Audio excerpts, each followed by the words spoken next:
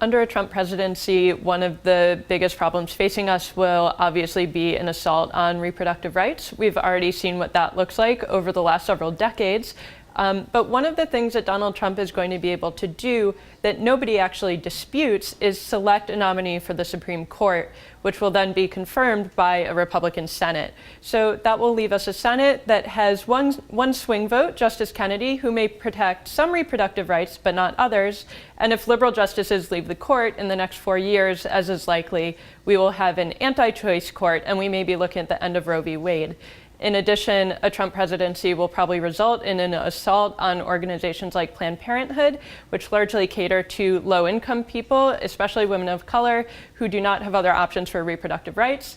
And we're going to have to think about how we defend organizations like that and make sure that people get the baseline medical care they need all the way up through abortion rights, which are obviously more controversial and will be under direct assault. Being able to control your reproductive health is, of course, not just important for your own family's day-to-day well-being and your ability to control what your family looks like, which every person should have the right to do, but to control your financial circumstances and inequality itself.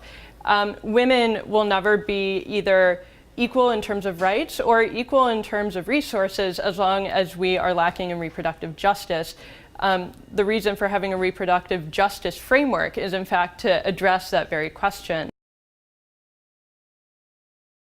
One thing that people can do to confront this assault on reproductive rights is beginning to get involved with organizations that have been working on this issue for a long time. It's not just starting with Trump.